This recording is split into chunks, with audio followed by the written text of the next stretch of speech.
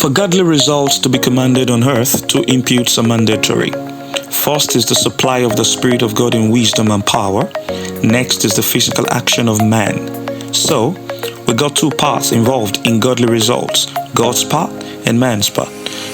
These roles are neither optional nor interchangeable. God cannot play a man's part, and man cannot play God's role. These roles play out in moves, one move necessitating the next. For instance, if you need to produce a particular result in your life, let's say you want to, you fill in the gap. Whatever it is you said you want to do, the first move is yours. You pray. Remember, Jesus said that whatsoever you desire when you pray. This statement means that you submit desires in the place of prayer and meditation on the word. This is the first move. The next move is God's.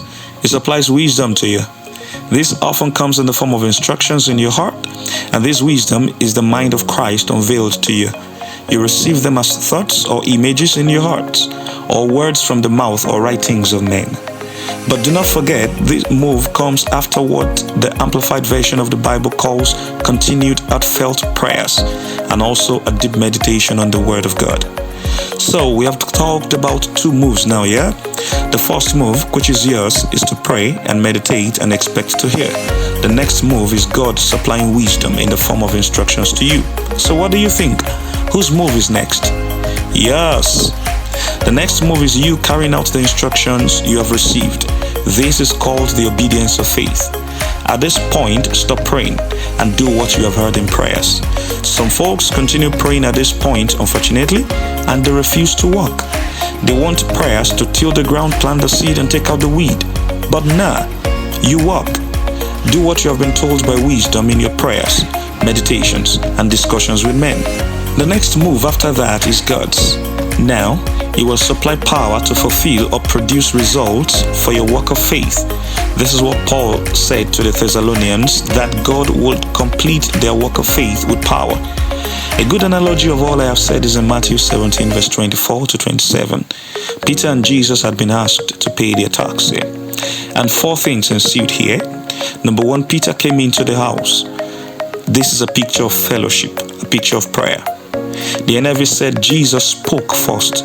This is delivering wisdom and instruction to Peter.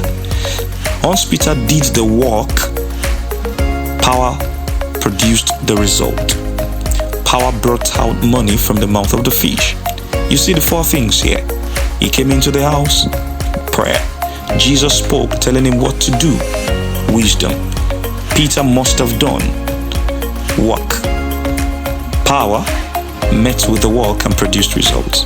Read through scriptures and see these happening time and again.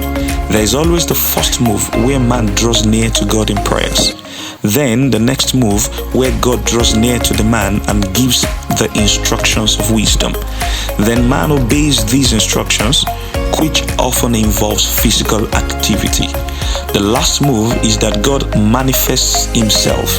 As Jesus said, that he that has my commandments and does them, the Father and I will manifest ourselves to him. The manifest presence of God predicates on obeyed instructions.